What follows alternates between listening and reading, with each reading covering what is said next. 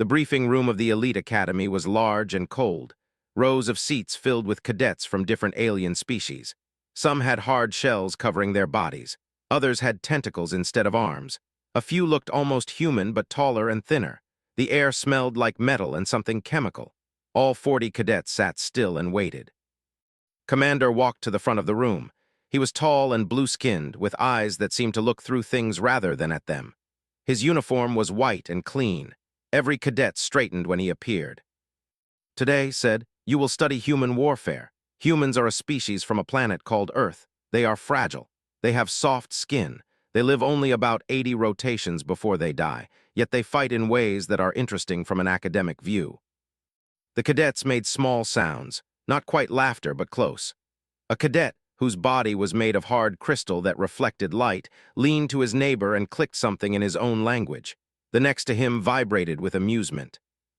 Did not seem to notice. He touched a control on the table before him. The lights dimmed. A screen came alive with a human standing in uniform.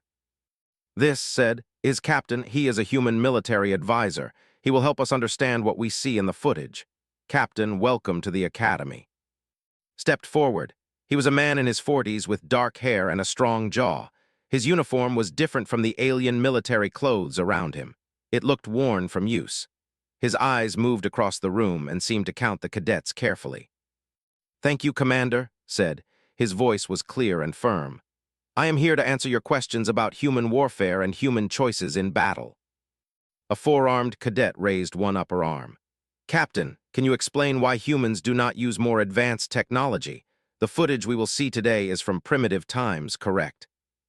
Nodded. "The footage comes from conflicts between 180 rotations ago.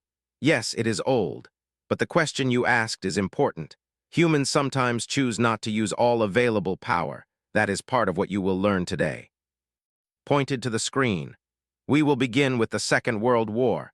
This was a global conflict involving millions of humans. Pay attention to their tactics and their decisions." The screen filled with black and white images. Ships moved through water. Humans in metal helmets jumped from larger ships into smaller boats. They held weapons that fired projectiles. The footage was shaky and unclear, as if recorded by another human while moving. The cadets leaned forward. This was their first true look at human warfare. A cadet whose body was covered in brown plates and who had too many legs made a clicking sound.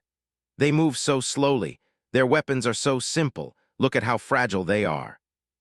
"They have no armor of value," added a tall alien with purple skin. "Their bodies would break from a simple fall from this boat."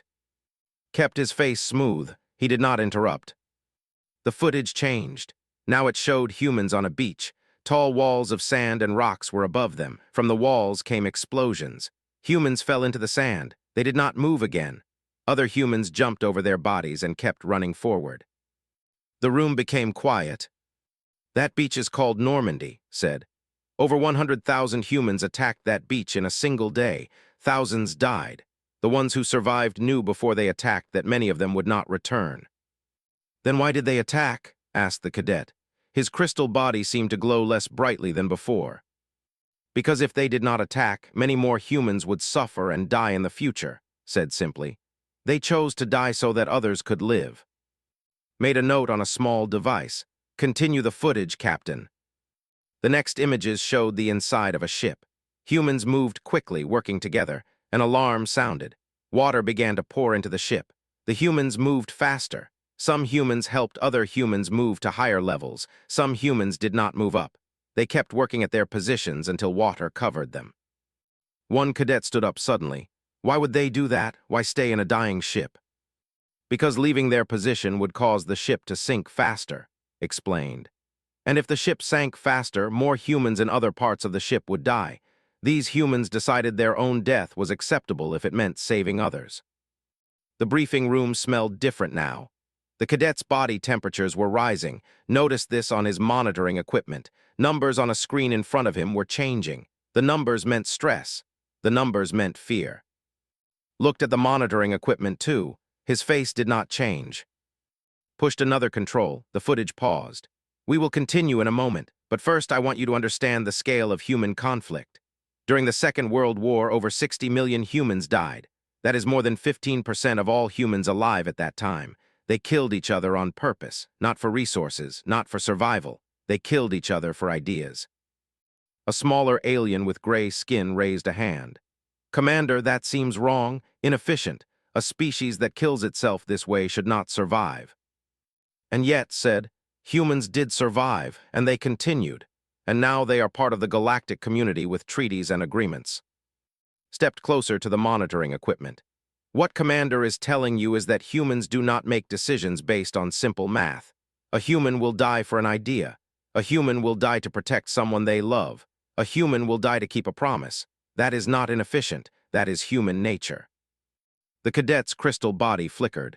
The light inside him seemed to dim. Captain, is this what all of human warfare is like? Worse, said, his voice was quiet but every cadet heard it. You have only seen a small piece. The footage continues. Restarted the presentation. The images began again. This time they showed explosions from above. They showed cities burning. They showed humans searching through ruins for their family members. They showed a human soldier holding a smaller human child who was not moving. The briefing room was very quiet now. The briefing room became darker as the presentation continued. The first video showed a beach in the Pacific Ocean. Humans in boats moved toward a large island with black smoke rising from it. The water around them turned red. The cadets said nothing. They watched. Stood to the side. His arms were crossed. He did not look away from the screen. The footage showed humans climbing up rocks and sand. Explosions happened all around them. Some humans fell. Their bodies did not move again. Other humans kept climbing. They did not check if their comrades were dead or just wounded. They kept moving forward because stopping meant death for themselves and everyone behind them. A cadet made a sound like air escaping from a broken container. They cannot even see the enemy properly. How do they know where to aim? They do not always know, said. Sometimes they just run forward and hope. That is called bravery. That is called courage. The screen showed close-up images now. A young human male with a clean face and clear eyes looked directly at the camera recording. He was holding a weapon. Behind him, other humans moved through smoke. My name is David Foster, the human said. I do not know if I will see home again if I do not tell my family I thought of them. Then the footage changed. The same human was shown hours later covered in blood and dirt. His eyes were different now. Dead, empty, he was still moving, he was still fighting, but something inside him had changed. The cadet made a noise. It was a sound of distress. That human survived that day, said. He lived to fight in 5 more battles. In the 6th battle, he died protecting 3 younger soldiers. He knew it was his last moment. He did it anyway. A crystalline alien whose name was stood up. Why would you show us this? What is the purpose? We are supposed to study military tactics, not watch humans suffer. Because, said, military tactics are not separate from the human spirit. What you are seeing is not suffering. This is human strength. This is human will. This is why humans are dangerous, not because they have the best weapons or the strongest armor, but because they will never, ever stop fighting. The footage changed again. Now it showed a ship on fire. Humans ran through smoke trying to reach escape boats, but the boats were full. There was no room. Some humans stopped running. They turned and helped other humans. These humans did not go to the boats. They went back into the burning ship to help more people escape. One human, a woman with dark hair, looked back at the camera one last time. Then she disappeared into the smoke. His voice was very quiet. That woman's name was Captain Harrison. She was in command of that ship. She made sure everyone she could save left the ship. She stayed until the end. 300 humans lived because of her choice.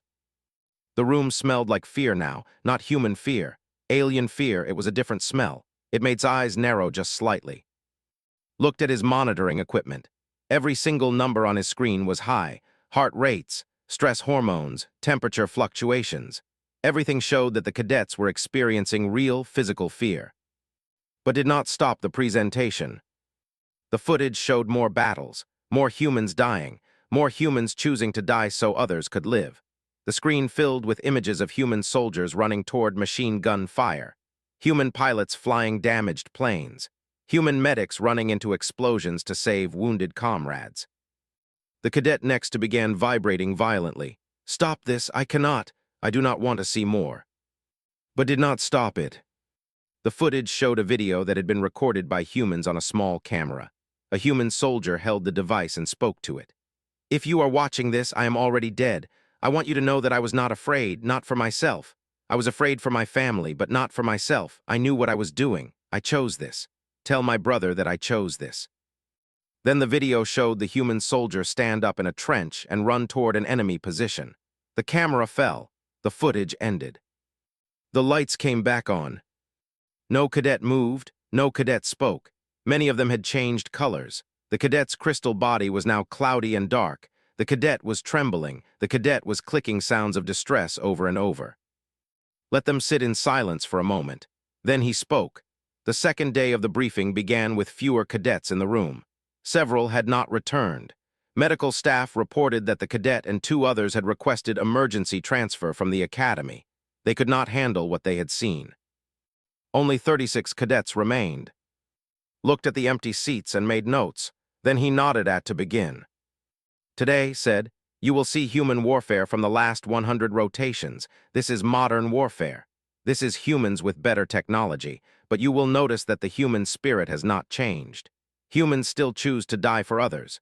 Humans still choose sacrifice over survival." The screen came alive with color images. They showed humans in vehicles moving through a desert. The vehicles were fast and armed with weapons, but they were also fragile compared to what the advanced aliens used. A human soldier looked through a scope and fired a weapon. An enemy target exploded far away. The human did not cheer. He did not celebrate. He simply moved to a new position. The footage showed humans in a city. They moved slowly through buildings. Every moment was dangerous. Every shadow could hide an enemy, but they moved anyway. They protected civilians. They did not just hunt enemies. They protected people who could not protect themselves. One cadet leaned forward. He was watching very carefully now. His forearms were folded tight against his body. "Captain," they said, "I do not understand this tactic. Why do humans risk their own survival to protect civilians? It is inefficient. The civilians cannot help them fight." "No," agreed. "But humans are not a species that calculates survival only for themselves. Humans protect what they love. Humans protect the weak. That is human nature, and that makes humans more dangerous than any military tactic." The footage changed. It showed a human soldier who was wounded. He had a large injury to his leg and could not walk. Other humans found him and tried to carry him away. But the enemy was very close. The wounded human told the others to leave him. They did not leave him. They fought while carrying him. 3 of them died carrying that one wounded human to safety. The cadet made a sound of distress again. His crystal body was flickering constantly now. "They did not have to stay with him," they said. "They could have run, they could have survived." "They could have," said, "but they would not. That is the thing you do not understand. Humans will not leave their comrades. Humans will not abandon the weak. That is not a choice for humans. It is who they are." The screen showed more combat. Humans in a forest. Humans in mountains. Humans in ruins of buildings. Everywhere, humans fought and humans protected each other. Everywhere, humans made choices that seemed wrong from a survival perspective. But everywhere, those choices made humans stronger and more effective. Then the footage showed something different. It showed an interview with a human soldier. He was older with gray in his hair. His face was marked with scars. "I have lost many friends in war," the human said. "I have seen humans do things that seem impossible. I have seen a single human hold a position against 20 enemies and kill them all. Not because that human was physically stronger, but because that human was fighting for something. That human was fighting for home. That human was fighting for people who depended on them. That is what makes humans dangerous. We do not fight just to win. We fight because we must. We fight because we have no other choice." A purple-skinned cadet stood up. "I cannot listen to more of this. This is not military study. This is psychological warfare against us." "Sit down," said firmly. The purple alien sat immediately. The footage continued. It showed human pilots in aircraft. The aircraft were damaged. One pilot had lost an engine. Another had damage to the control systems. But they flew their damaged aircraft into combat anyway. They knew the aircraft might fail. They flew anyway. One pilot's aircraft was hit. It began to fall. The pilot ejected and parachuted down. But instead of trying to escape, the pilot ran back toward the battle zone. Other humans found the pilot and fought alongside him until rescue came. The footage showed human medics running through explosions to help wounded soldiers. Not just their own soldiers, all soldiers, even enemy soldiers. Humans would heal enemies because that is what humans do. The cadet who had returned started making distress sounds again. He stood up and left the room without permission. No one tried to stop him. 35 cadets remained. Showed footage of humans learning from failure. A tactical operation failed and humans died, but the surviving humans changed their tactics and tried again. The second time they won. The third time they won even better. Humans did not give up when they failed. Humans learned and adapted. The cadet with 4 arms made a sound like air escaping from a container. His skin color was changing. It was becoming darker. "Captain," they said, "I begin to understand why humans are feared by some species. Humans are not logical. Humans are not efficient. But humans are unpredictable. Humans will do anything if they believe in something strongly enough." "Yes," said, "that is exactly right. That is why humans are dangerous. Weapons can be calculated, armor can be measured, but human will cannot be measured. Human determination cannot be predicted. Humans will throw themselves at an enemy over and over until the enemy breaks." The footage showed thermal imaging of human soldiers in combat. The heat signatures showed humans operating under extreme stress. Their bodies were pushing beyond normal limits, but they kept moving. They kept fighting. They did not stop. The screen showed a human soldier protecting 3 younger soldiers with his own body. The older soldier took injuries that would kill a normal human, but he did not fall. He kept protecting them until other humans arrived to help. Then and only then did he collapse. Watch the cadets carefully. He was counting the ones who looked like they might break. More than half the remaining cadets were showing signs of extreme stress. The footage ended. The lights came back on. 15 cadets stood up immediately without waiting for permission. They walked toward the exit. There, the third day of the presentation began with only 21 cadets. The chairs that had held others were now empty monuments to fear. Stood at the front of the room. He did not look disappointed. He looked like someone who had expected exactly this result. "Today," said, "you will see the final part of the presentation. This contains footage of human hand-to-hand combat. This contains interviews with humans who have survived impossible situations. This is raw human nature. Some of you may not be able to handle what you will see." He paused and looked at the remaining cadets. "You may leave if you wish. There is no shame in it. Understanding your limits is important." 3 cadets stood immediately. They did not speak. They just left the room. 18 cadets remained. Stepped forward. "What you will see today is humans without weapons. Humans facing enemies without technology. This is humans at their most basic. This is humans at their most dangerous." The screen came alive with combat footage. Humans fought with their hands and feet. The footage was old and in black and white. It showed humans in trenches fighting with blades and their bare hands. The violence was extreme. The determination was extreme. One human was surrounded by 5 enemies. The human was outnumbered. The human was exhausted. The human had wounds bleeding badly. But the human did not stop. The human fought and kicked and struck until all 5 enemies were unable to continue fighting. Then the human fell to the ground. A crystalline cadet with blue coloring made a vibrating sound of pure fear. His whole body was shaking. The footage showed more hand-to-hand combat. Humans fighting in ruins. Humans fighting in buildings. Humans fighting in the streets of destroyed cities. Everywhere the footage showed violence so extreme and raw that even the aliens who had survived this far were struggling to watch. Then the footage changed. It showed a human soldier, bleeding and exhausted, protecting 2 very young humans. The soldier was not able to move much. The soldier was badly wounded. But when enemies approached, the soldier stood up. The soldier fought using a blade and bare hands. The soldier protected the young humans from every attack. The soldier took wounds that should have killed him. But the soldier did not die. The soldier did not stop fighting. The soldier kept standing between the young humans and danger. Finally, other soldiers arrived. The wounded soldier fell. The young humans were safe. The cadet stood up. His crystal body was not flickering anymore. It was dark and dull, like he had turned off the light inside himself. "I cannot stay," he said. His voice was strange and wrong. "I cannot. I do not understand how to think about this. Humans are not alive the way we are alive. Humans are something else, something that should not exist but does." "Where will you go?" asked. To the medical center, they said. Then home. I will tell my family that humans should never be treated as normal species.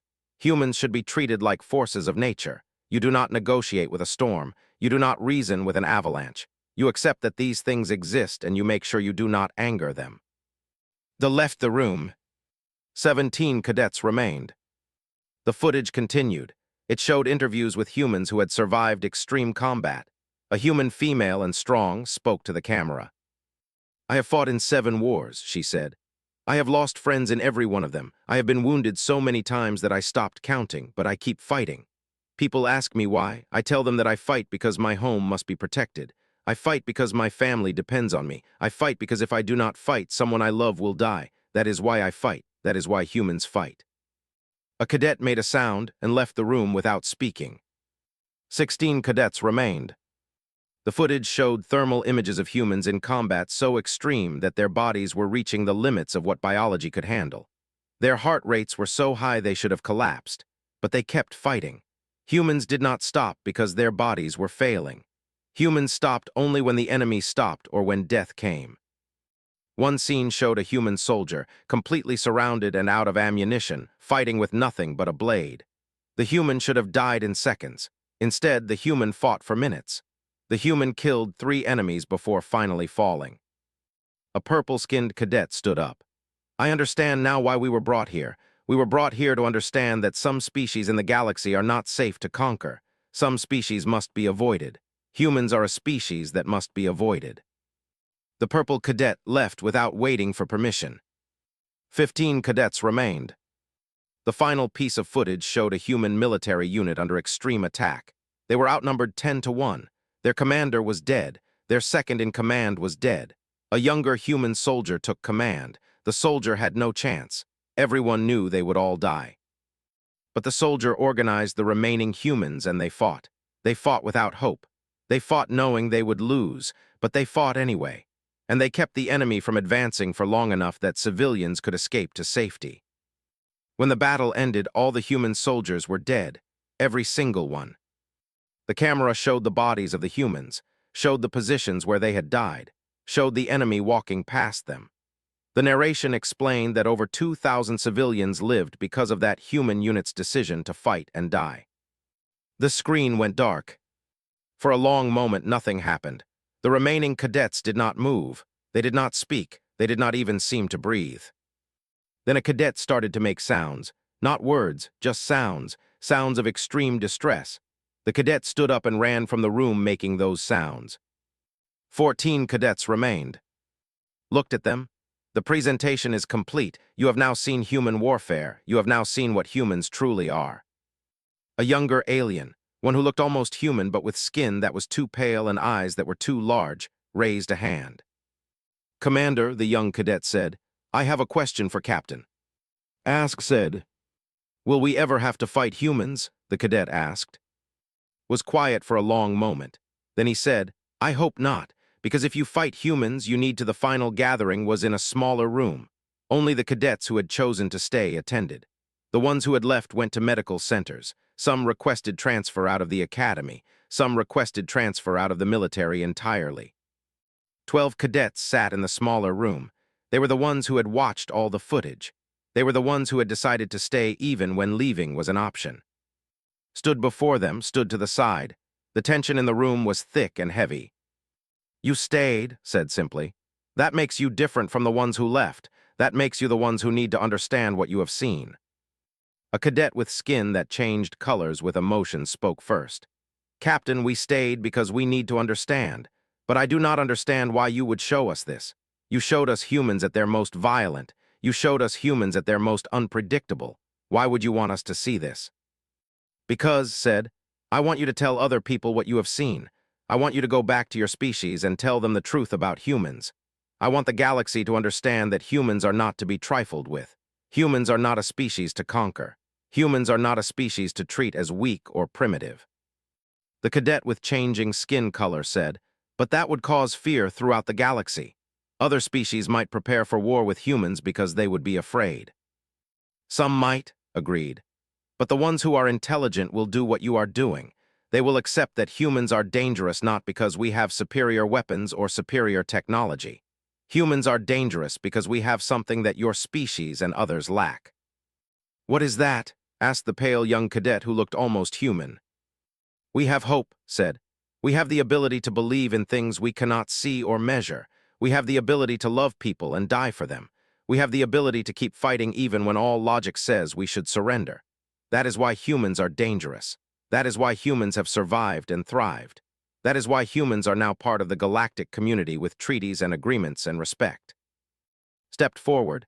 "I brought you here to show you the truth. Humans have already proven they are dangerous. Humans have already proven they are unpredictable. The military academies across the galaxy need to understand this. The governments need to understand this. Because if you do not respect humans, if you do not fear humans, then you will make a mistake. And that mistake could cost your species everything." One cadet with 4 arms asked, "So what happens now? Do we report this to our command structures? Do we tell them that humans are too dangerous to fight?" "Yes," said. "Tell them exactly that. Tell them that humans will fight to the last being. Tell them that humans will die for their families and their homes. Tell them that humans will never surrender while breath remains in their bodies. Tell them that the humans you have seen in these images are not exceptions. These are humans at their most normal. This is what every human culture shares. This is human nature itself." The pale young cadet made a sound of understanding. "You are saying that human strength comes not from technology, but from something in human mind and human heart." "Exactly," said. "Take that message to your people. When your generals plan military strategy, they need to understand that humans cannot be defeated by weapons alone. Humans can only be beaten if humans choose to surrender, and humans almost never choose to surrender." Made a final note on his device. "The academy will be revised. Humans will no longer be considered a secondary threat. Humans will be considered a primary threat. Every cadet who graduates from this academy will know that humans must be respected. That is the only way to avoid war. That is the only way to maintain peace." A cadet whose skin was gray and smooth asked, "Will you be staying to speak at the academy again, Captain?" "Perhaps," said. "There are other academies. There are other military centers. The message needs to be spread. The galaxy needs to understand what humans truly are before someone makes a fatal mistake." The 12 cadets looked at each other. They had stayed when others had run. They had watched things that terrified them. But they had understood something important. They had understood that humans were not to be measured by weapons or armor or technology. Humans were to be measured by will and determination and the willingness to die for something beyond themselves. As the cadets left the briefing room, many of them moved slowly. But they moved with purpose. They had a message to deliver. They had a truth to tell. Watch them go. He did not smile. He had not smiled during the entire presentation. His face showed no emotion at all. When all the cadets had left, approached him. "You know that this presentation will spread through the galaxy. You know that fear of humans will increase." "I know," said, "but fear is better than ignorance. Fear will keep others from making mistakes. Fear will keep us safe." "Is that the human strategy?" asked. "To make yourselves feared?" "No," said. "The human strategy is to be honest about what we are. We are a species that will fight. We are a species that will die for what we believe in. We are a species that will not surrender. If you understand that about humans, then you will make decisions that keep peace instead of decisions that start wars." Made a final note in his report. "I will present these findings to the Galactic Council. I will recommend that all species understand that humans are equal partners in the galaxy, not because humans have the best technology, but because humans have something that no technology can replace. Humans have heart. Humans have will. Humans have the ability to choose something beyond themselves." Nodded and walked toward the exit. Behind him, the briefing room was empty except for, the commander looked at the empty seats. Half of them had been abandoned by cadets who could not handle what they had seen. But did not look sad, looked satisfied. The 12 cadets who remained would tell others. The fear would spread, and fear, understood, was a tool for peace. If the galaxy feared humans enough to respect them, then humans would have peace. That was the real lesson of the presentation. That was the real message that needed to be sent. One thing, humans do not fight to win. Humans fight to survive, and humans will keep fighting even when winning seems impossible. You can kill humans, you can destroy human equipment, you can even destroy human worlds, but humans will keep fighting until they have nothing left. And even then, humans will remember, and humans will wait for their chance. That is what you must understand about humans. 2 more cadets stood and left without speaking. They walked slowly like they were in pain. 12 cadets remained. Forward quick and desperate. Did not try to stop them. 21 cadets remained in the room. They did not move, they did not speak. They sat and stared at nothing. You see, said quietly, what humans truly are. You see why we do not need the biggest weapons. We do not need the strongest armor. We have something that no weapon can equal. We have the willingness to die for something beyond ourselves. What you have seen is what humans call courage and sacrifice. These are not weaknesses. These are the things that make humans strong. These are the things that make humans survive. Any enemy that faces humans must understand this. Humans will fight. Humans will die, but humans will not surrender. Humans will not quit. Humans will not run. Made another note. His eyes were narrow and thoughtful. We will take a break, announced. Medical staff should stand by. Several cadets may need attention. As the cadets left the room, many of them moved slowly. Some leaned on each other. The cadet could not make his crystal body stop flickering with distress. Watch them leave. He did not smile. He did not show any emotion at all. When all the cadets had gone, approached him. I did not expect this reaction, Captain. Yes, you did, said quietly. That is why you invited me. You knew what showing them the truth would do. Was silent for a moment. Then he said, the presentation continues tomorrow. The footage becomes even more intense. We will show them modern warfare. We will show them human tactics that have no explanation except pure human will and human determination. Half of them will not return, said. It was not a question. I know, replied. I want them to know. I want the galaxy to know what humans truly are. Looked at the dark screen where the images had played. You want them to be afraid. Yes, said simply. I want them to be very afraid, because fear is the only thing that will make them respect humans. Fear is the only thing that will make them leave us alone. The cadets watched, and something began to change inside them. They were not looking at primitive creatures anymore. They were looking at something that their biology told them to fear.